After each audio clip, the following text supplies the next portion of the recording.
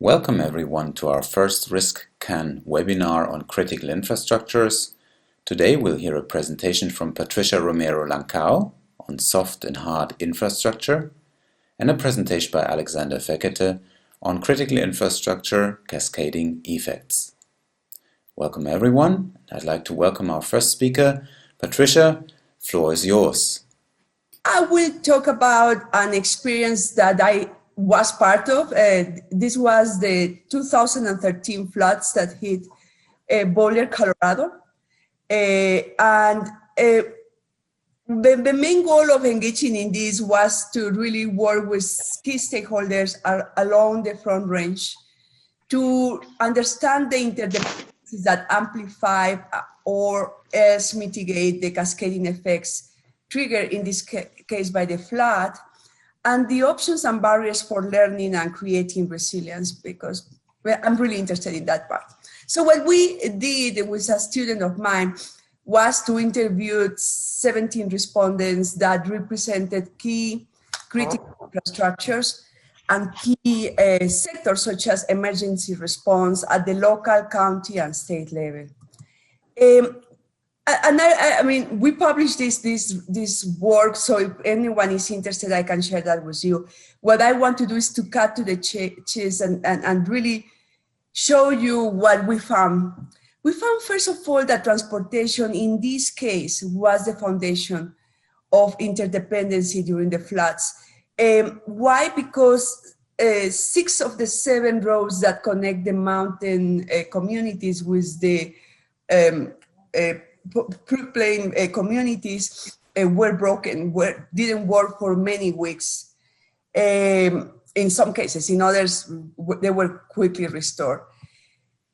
And interesting in this case, and I would say that in other cases, for instance, in New York, when it was hit by Hurricane Sandy, these impacts cascaded to affect food, energy, water. By so doing, the social fabric of our community, because I was part of it. It's interesting to say that in many sectors and areas here in Boulder County, actions and policies really were key to mitigate the negative impacts of the floods.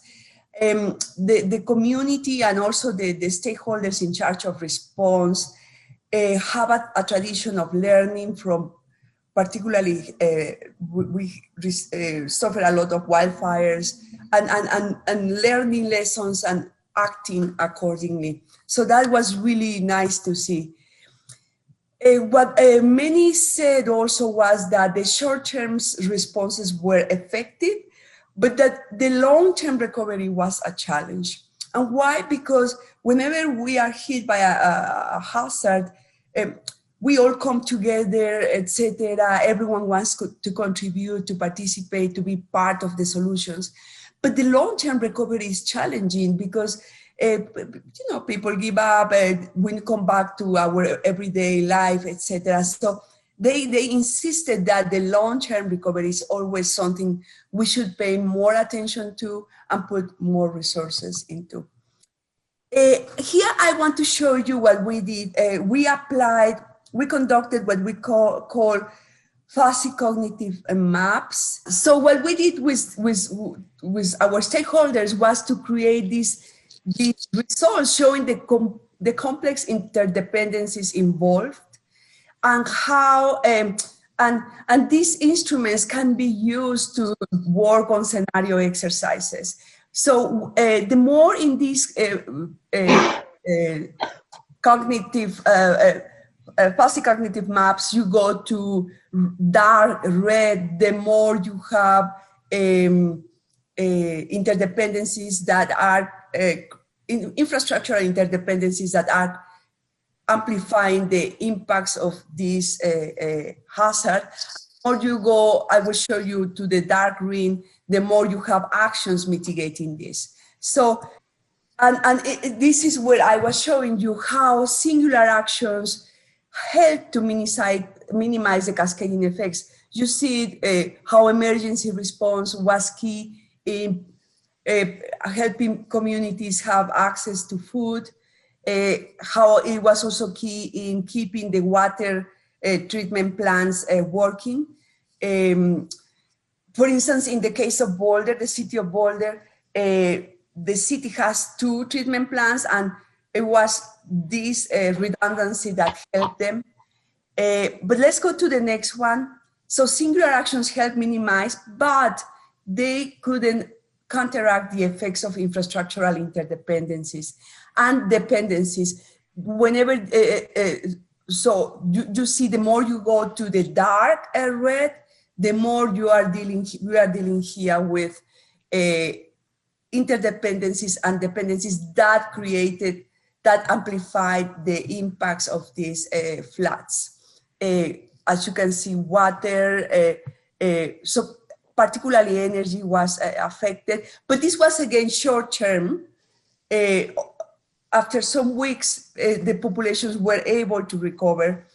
Not all. In the case of one community in the mountains, the river was cut in 4 and some houses completely destroyed, and some communities, some households, just families leaving the area. The next one. So here's where you see the coming together of all the key connections involved. And as you can see, that's why it is so hard for decision makers and for stakeholders to deal with this. It's not, and this is a key message I want to convey here. It is not only that multiple hazards can come together, interact to create impacts. It is that infrastructures are so interconnected, and that actions are that affect them are so interconnected that we need to understand those connections. And let's go to the next. That's where challenges arise. So what we also did was, besides doing these more semi-quantitative modeling efforts that can be connected to scenarios, was to really work through more of an ethnographic approach to understand, okay, what happened, for instance, with the social domain? What happened with how we work with communities that needed the most, in this case, Latino communities in this area. The key problem here was that some of the flyers that were used were in English, and they're not appropriate for minority groups that don't speak English in some cases, and that also in this case were afraid to go out and talk to authorities because they could be deported.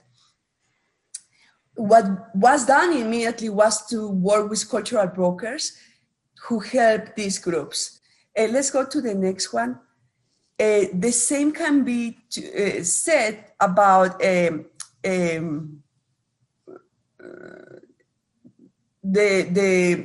about something that I didn't expect to see in Boulder County, and that is that in what we call the mobile houses, mobile parks, where communities have they don't have land tenure. They own the house, but they don't own the land. And that's really something that creates a huge vulnerability, because when they are hit by hazards, they cannot get support from FEMA, which is the entity that provides support for recovery, to rebuild, to reconstruct. So these kind of things you can only find through more qualitative ethnographic work. I really want to insist on that. Not everything are numbers. So the next one, please. Wow. Oh. Okay, so just really to close, because I know that Alex also needs to talk. Through this approach to reconstructing what happened, what factors were key, through this participatory approach, participants were able, and I was able to see key vulnerabilities and key connecting interdependencies that we need to address when dealing with hazards and stressors. But whenever we ask questions about, okay, based on what you learned, what would you do different? We notice that many of the suggested actions continue to target the sectors in which the stakeholders work, not to target the connections. And this happens in many organizations. We tend to work within our administrative area and to not connect with other areas. So, and this is a call to be careful whenever we suggest that we need to have integrated approaches. We need to understand how decision makers work and then see how we can go from there to work towards more integrated approaches. The next one, I can do it now, right? That's what, okay. So this is it. I just don't want to take over because we decided with Alex that each of us would talk 15 minutes and then let you ask questions, let the dialogue start. Alex, do you want that we go to your presentation and then have the Q&A, or should we go to the Q&A directly? Q&A directly. I think your presentation is the interesting one. So let's take time there, and I can cut down my own to 5 minutes or so. So take your time. No. Let's take 5 minutes for mine. Okay. So, any question? I think in the chat, right? We have something. Okay. Oh, okay. That was me with this. Okay. So, is there any question you have?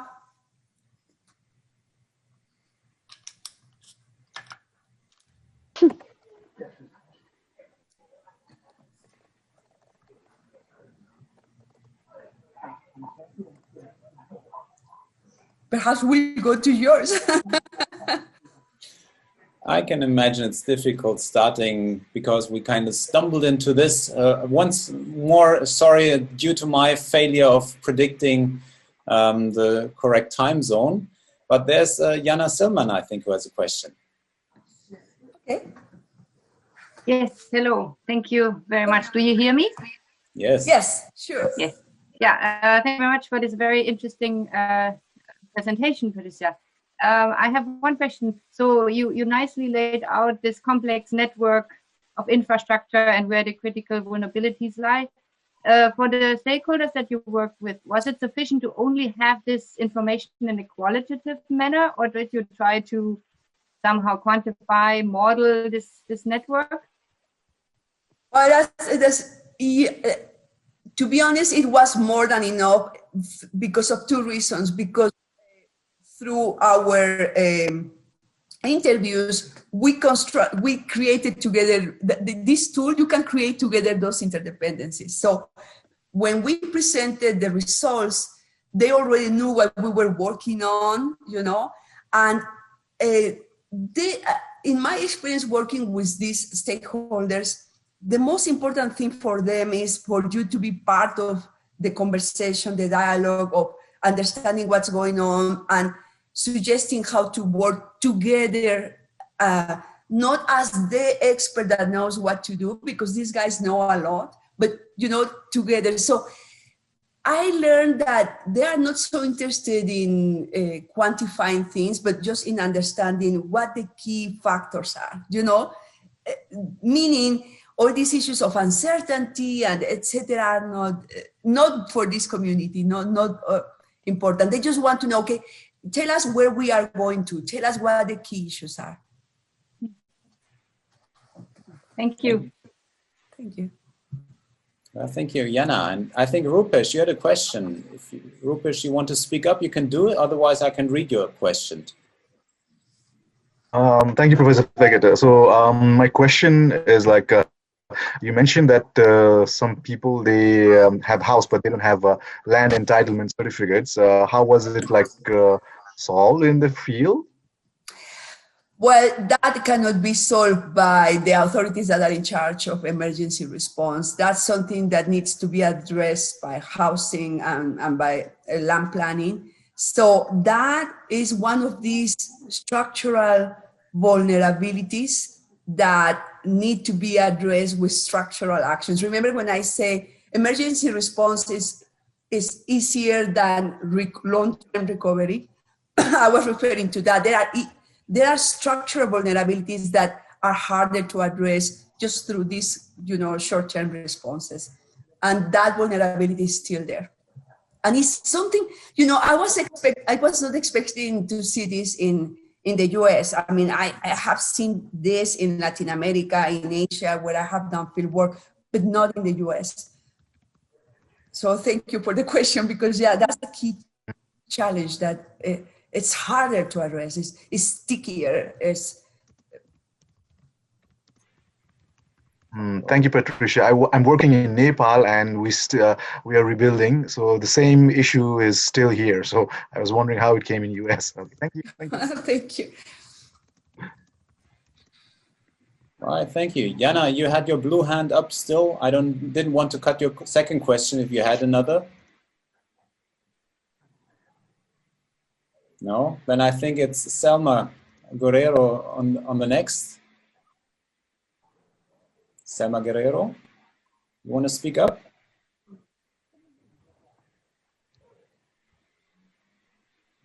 I can't hear you. I just see that you got your mic unmuted, so maybe if you didn't want to raise a question. Oh, hi, no, I didn't, sorry. No worries, no worries. Then Yichun Lin, you got a question?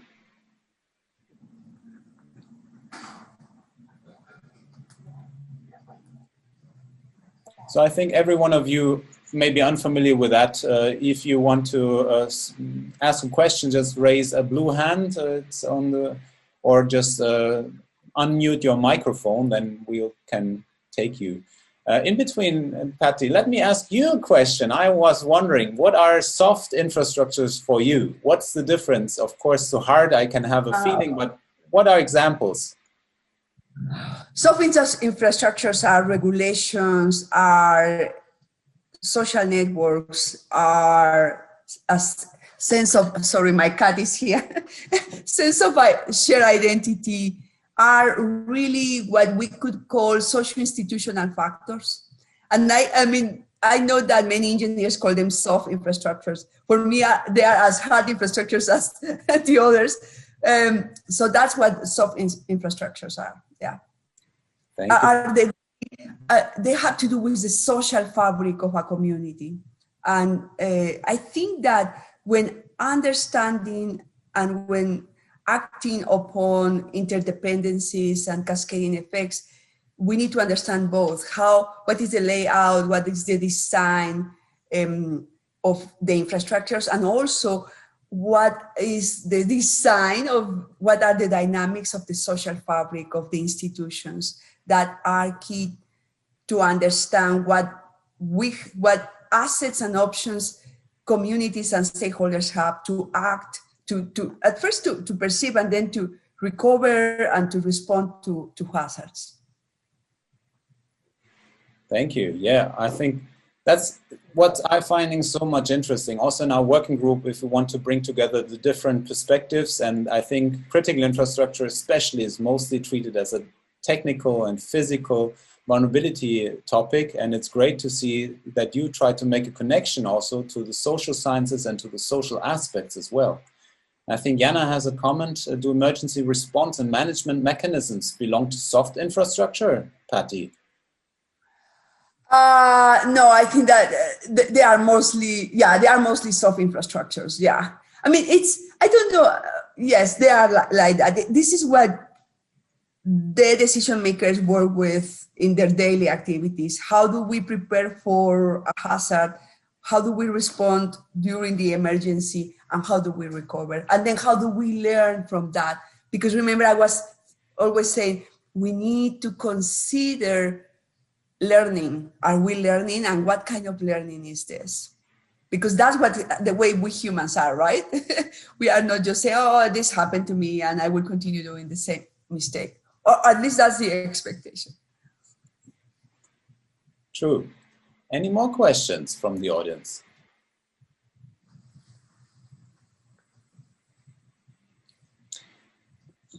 Now, I don't know if there's an interest, I can also start my presentation, and let's see if there's more interest later on, because as you'll see, would like to also attract attention from you if you have an interest to join maybe into any of our activities and discussing maybe this topic more. And I'll give my presentation. I'll have to rush it a little maybe because I took too many slides. But if there's any more questions to Patricia, also please put it into the chat. I hope that'll work. And now I'm trying to find my presentation and share it in a minute. And apologies to those who have been listening in the morning session, so to say. So my topic is actually cascading effects more from a, say, geographer's point of view. So I'd like to show you some examples from recent work. And first of all, there's some background in science. So sometimes the topic cascading effect is also treated under first and second order risks or failure chains. Some other researchers are having published review papers on cascading effects specifically. Some call it also knock-on effects, which might be related, or the interdependency debate. And as I said, it was largely dominated in the past in technical perspectives. But what is also interesting to see is that these cascading effects can play out quite differently, either into unintended or intended effects and side effects. So for example, in the climate change debate, some are talking about the no regret options. A cascading effect that has intended effects could be something different than when it comes to unintended side effects. And I think we mostly think about unintended repercussions or chains of reactions. Now, this is one of the known literature on second, third order effects and so on. So if one infrastructure, a critical infrastructure, the term stems from the US, I think, is interrupted, then other similar sectors, technical chains, production chains will suffer. But what is missing here is the soft infrastructure that Patty was talking about, at least, in many respects. So we try to make a typology and say, well, there are some cascades that are more related to the hazards, and others that, like the FRM, the flood risk management, that was the question we had from Jana, I think, is also part of that infrastructure. And even when it is just a soft infrastructure, it is important to help the communities being affected later on.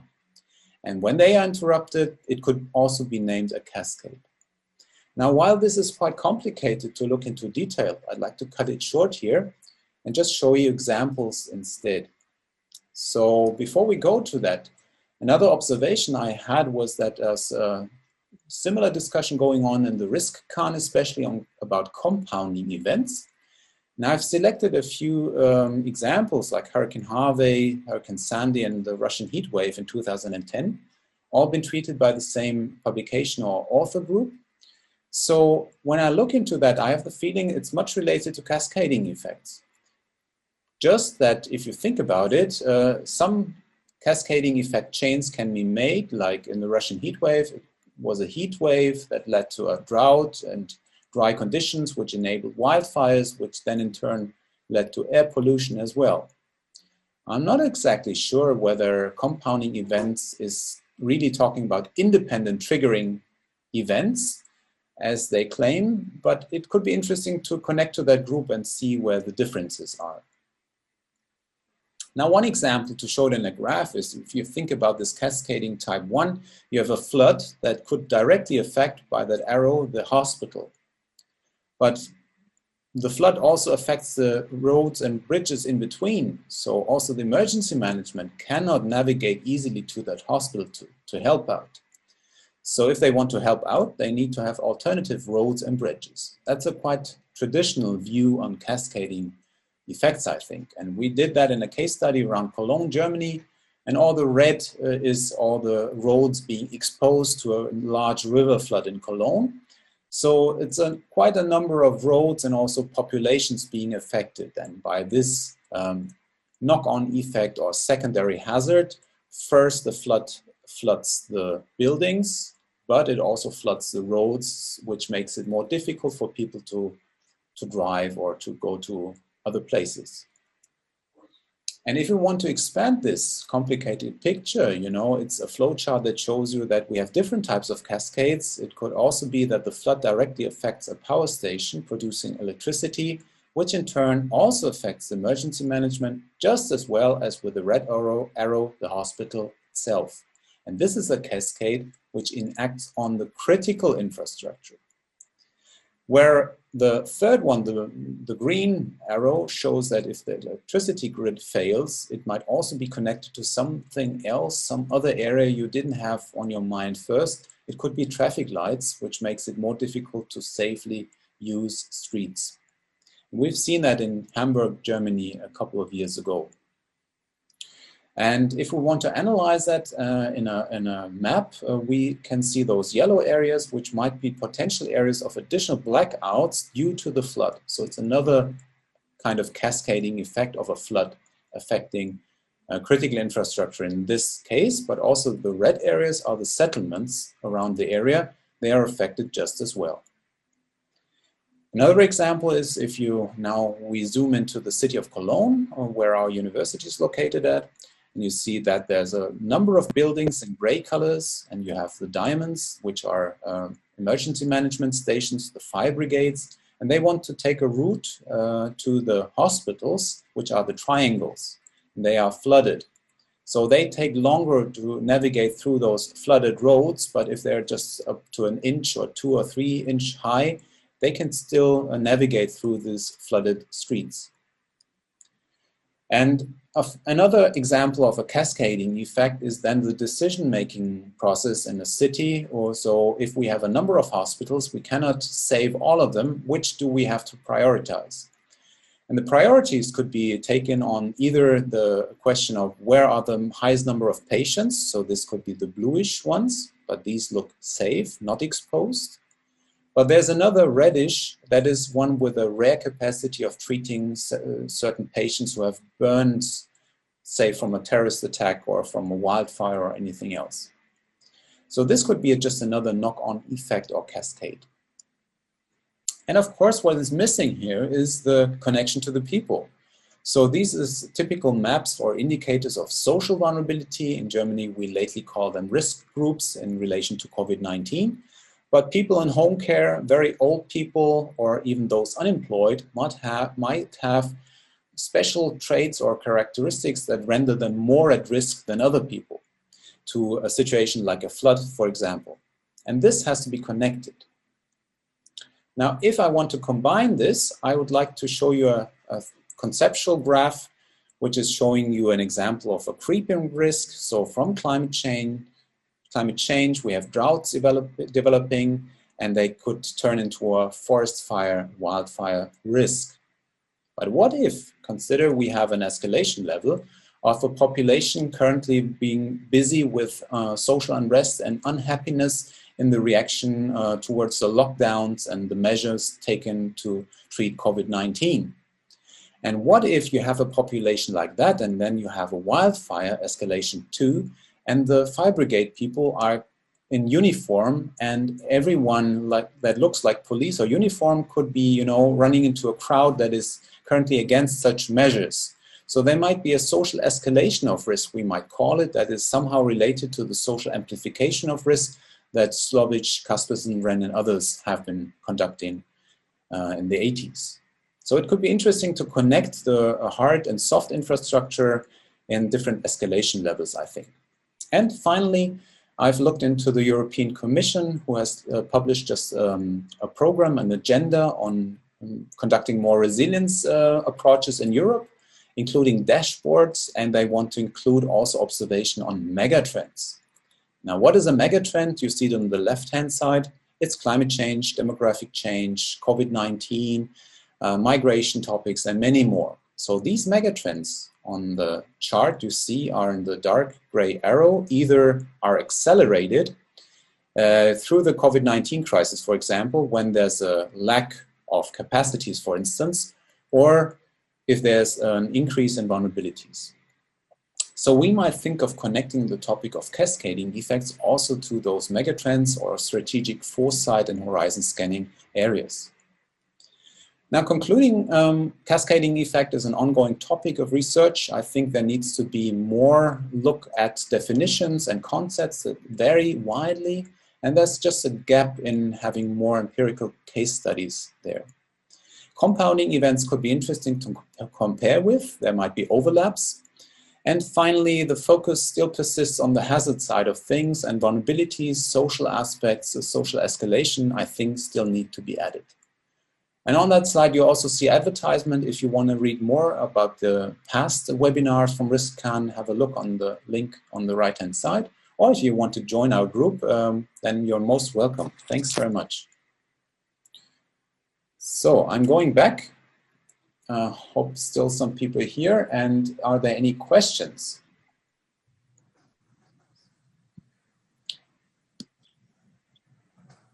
So if you do have questions, just raise your hand or speak up. It can be a question also directed to Patricia.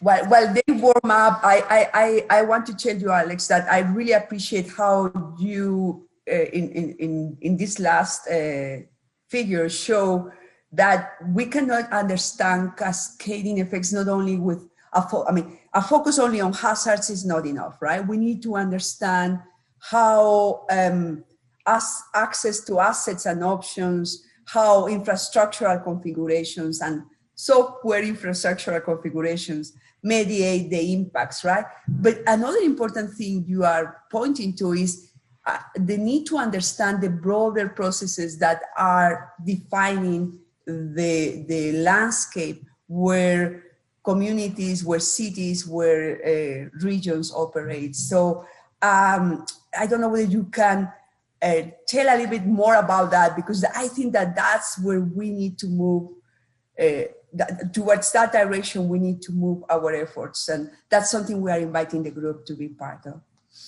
Absolutely, I fully agree. That would be interesting to connect different perspectives, you know. So we're talking about, you know, there's many activities in integrative disaster risk management. There's so many expert groups, but still we have to reach out and make more people aware about the possibilities of joining. Exactly what you say. So there's still the big stereotyping divergence between social and natural scientists, and so we can just be discouraged by seeing some presentation that includes certain maps or numbers that we are not familiar with. So to put it into a bigger frame, there are several options, and I think there's many people much more experienced than I am here around who can maybe help us to find a connection to other expert groups or to bigger topics. And the example from the European Union is just one. You know, United Nations, UNDRR, and others. I think we could tap into the Sendai framework, the Habitat New Urban Agenda, and many more. Thanks very much for pointing this out, Patty. I think Brian Golding was raising his blue hand, but now he took it back. Or please, Brian. Yeah, really interesting topic. I was wondering where, when you get into the cascades, where you draw the line between the hazard and the vulnerability. It's a question directed to me, I guess. So, well, I'm kind of, I must confess, a little bit pragmatic geographer. So at some stage, you know, it's easy because I divide the world into layers. And if I have a layer that is pointing out the flood, then the next layer is the population. But of course, that is running the risk of criticism, due criticism by many. And I think you're just pointing out a problem, which is actually what is understood as a hazard might be very different in different contexts. For example, I still see students from my side around, and they are in Germany having the term hazard management. And that actually includes everything to the loss and risk and vulnerability. Really? Parts. Yeah.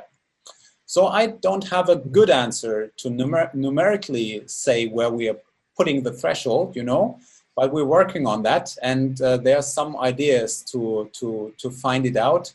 But it's actually a transition in many cases, because some people might argue there's no such thing as a natural disaster or hazard. It's always connected as soon as, you know, the flood hits an area that is kind of related to services utilized by humans, including agriculture, tourism, and so on. Or Patricia, you got any better reply? No, I think you nailed it down very nicely. The definition of hazards is contested, right? I think there are many definitions, and I think we need to be pragmatic. And another important thing is, if you pay attention to the literature on sensitivity, capacity, and now resiliency, there is so much that is convoluted, right? For some, sensitivity factors are only age and pre-existing conditions. For others, no. So I think that it's important to be clear about definitions and to say, okay, based on this literature, I'm defining hazards this way, vulnerability this way, but that we really try to understand what mechanisms are at play that come together to mitigate or amplify these cascading effects. Because I think that our role as scholars is to understand what we need to address in order to create capacities to respond, in order to enhance resilience. Now resilience is the other word, right? The other, yeah, it's just, but I mean, you would agree, I mean, you are more experienced for sure, Brian, you would agree that we need to be, yes, solid, but also pragmatic, you know? Sure. Yeah.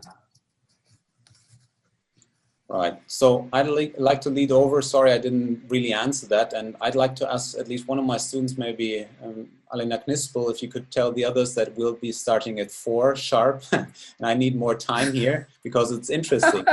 And actually, Brian, you know, we tried to find out those thresholds by a term called criticality assessment. So by that, I could reply more, but rather like to hear the other questions, if you don't mind. So the next one I think is on, thanks very much, Brian. The next on the list is Thanasis Stefos. No, Svetsos, sorry. Thanasis, you're still here?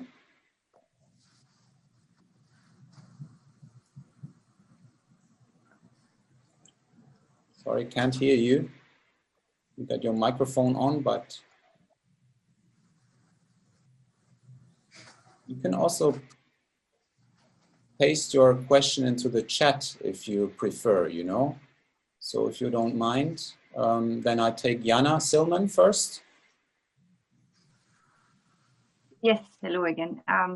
Thanks also to you for your nice presentation.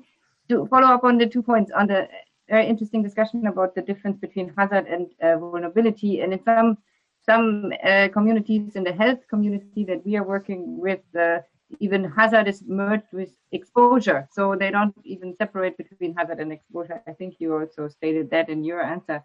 So that's quite difficult in the different communities to find a common language. But just to refer to your network comment after your talk, you said, yeah, there's different communities or organizations that are interested in this topic. And yes, there is. I'm not sure if you have heard about the integrated disaster risk research, that's IRDR. That is a group that has just recently published, together with UNDR and the International Science Council, a hazard terminology report where they try to summarize all the all hazards, because there was a claim, or there was a statement by so we have to be prepared for all hazards, and then the IRDR was concerned, what are all hazards? So there's an extensive report from the IRDR on the hazard terminology. But now we have to go, of course, move beyond, as you correctly said, from the hazard to the whole risk landscape that includes, of course, vulnerability and exposure. And there I think you're well suited in the RiskKAN. Me as the co-chair of the RiskKAN, I'm very pleased to see that also your working group has now a webinar started, and I see several overlaps with other working groups. For instance, you mentioned the compound working group, but also now we have this new working group on modeling and insurance, and exactly there with the risk modeling, we would benefit from a discussion with you on how you laid out nicely these social networks and cascading effects of social aspect and social amplification of this. That's very interesting. So I look very much forward for also a fruitful discussion among the working groups in the RiskKAN. Thank you very much. Thanks very much, Jana, for your encouragement and pointing out to IRDR and others. I think I put it into the chat, and we are aware about this terminology thing. I used to work for United Nations University, and for years we tried to make workshops on definitions. And I think the point from Brian was more, you know, what are examples that you could use maybe for modeling or numerical analysis as well to make a distinction. Now, I think that is even more difficult. Yeah, then I'm reading out Tanas's comment or questions. He's thanking to both presentations, and he's asking me about the compound hazards, whether this implies multidimensional vulnerabilities as well. And I think, yes, it should, but I'm not sure. I didn't read the latest special issue from a group, so I'm a bit hesitant. I'd have to do more reading, but my feeling is that it's mostly about compounding events. So it's still a little bit on the hazard aspect, and I definitely think it would be interesting to expand it to multi-risk and to multi-vulnerabilities and resiliencies, you know. So Patty is nodding. I see your agreement. Yes, I agree. And I think, I mean, by also listening to Jana and, I mean, trying to respond to your comment, I think that we need to open the perspective and to really identify, for instance, there are vulnerabilities that cut across hazards, right? Like being elderly or having persisting conditions for populations. That's something that makes you vulnerable to many hazards. But I also think that there are some specificities that we need to capture. And the reason why Alex and I are pushing for this initiative is for us to really have an integrated approach to risk, one where we understand what mechanisms of exposure to hazards explain some vulnerabilities, but also what is the intervening nature of development factors. I could summarize them, right? Like of access to infrastructure, of access to assets. For vulnerable populations, access to decision-making, right? Like making sure that their voices are heard. All these factors need to be integrated, and they are already being integrated in more holistic approaches. So I really applaud the interventions, and with Alex, we want to make sure we broaden the perspective with solid approaches that are not only quantitative, I want to insist, that are also ethnographic and understand what is in the minds of people, the role of policy, of politics, of power, etc. All right, thank you. Any more questions? Also about the RiskKAN working group or else?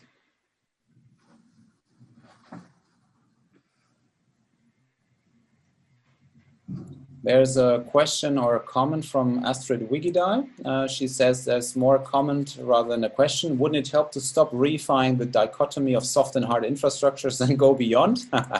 Yes, I think you're right. If talking integrative, why then still putting out the differences? But Patty, what do you think? I agree. I presented last week at MIT, and I was saying, look, many of these indicators that some people classify as sensitivity, as soft, as hard, etc., are indicators of development, are indicators, right? Are broader indicators that, I mean, rather than fighting on how to classify them, can we understand how they play out in context-specific ways, and what of those factors cuts across cases? And I remember that I got this question about land tenure. I was not expecting in my field work to come across land tenure issues in the US, you know, and I did. So for people of minority status in Europe and in the US, there are many issues that are similar to those that you see in Latin America, in Asia, in Africa. So I think that we need to start, taking advantage of this organization, of all the talents we have at the table to really understand what is at play, what mechanisms are at play, using a systems approach, which is, I think, what Alex and also Brian and Jana, everyone is calling for. Yeah, but it's a good trap that Astrid has actually pointed out to, that I'm falling into myself. So by trying to make an integrative approach, have to make sure that our mindset still also communicates still that we look into what is the combination of things rather than to still insist on that. Good. Any more questions? Because if not, we have offered to have a loose, say, coffee table talk. Let's be a morning session for Patricia on her side and anyone getting up still, to continue the conversation. And I would like to just have to excuse myself. I have to switch into my lecture. But yeah. Alex, I need to join a meeting at 8. Just now it's 7:51, so I can still be with the group, with whoever wants to engage in this. I mean, I'm still having my coffee. I'm waiting. Got it. Yeah, I'm crazy to prepare coffee and then be able to be here. But yeah, Alex, please go ahead. By all means, you need to teach, and here we are to continue the conversation. Yes, and if any one of you found an interest in that, please write to us, just if you have any more bilateral questions, we're happy to respond. And if there's any interest actually generated, we'd be happy to drum this working group or to invite you to email listing and then connect you to other IRDR, PEDAR, and other groups where we're working in, so that could be also a benefit. And maybe a last one is that I'd like to also ask you if you have any ideas where you say, well, this topic actually has not been addressed yet under the term cascade, or it is addressed, but it's lacking this or that component. So it could be also interesting to collect all your ideas and maybe see what comes out. I don't want to promise too much. I think every one of us is very busy. So thanks very much also to being around here, despite all the time lags. And I think I now understood that my machine, actually my calendar adjusted it to winter time when that was changed in Germany. So, which is why I was wrong. But anyways, nothing more from my side. And Patty, goes back to you. Thank you, Alex. Thank you. You have done such a good job facilitating the conversation. I just will continue talking with whoever wants to. And again, as Alex said, you are really welcome to be part of this. I think that we need a good group of scholars, practitioners, experts in this area for us to really develop a very solid initiative. So I don't know whether someone has any comment, some coffee to share electronically, virtually. So I'll just drop out, say thanks to all, bye-bye. And if there's anyone who is feeling uncomfortable with this recorded being put online, just send me an email in the next hour or so, and then I can cut you out, okay? Then I cut out the conversations from the presentations. Thank you. See you next time, Patty. Have a nice day to you too. Thank you. You and I will be in touch. Bye.